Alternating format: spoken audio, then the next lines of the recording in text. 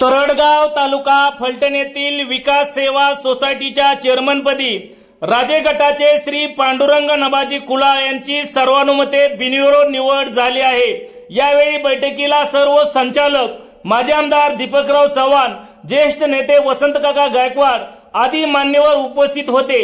यावेळी पांडुरंग नबाजी कुलाळ यांचा एकमेव अर्ज चेअरमन पदासाठी आल्यामुळे त्यांची चेअरमनपदी सर्वानुमते बिनविरोध निवड करण्यात आली आहे।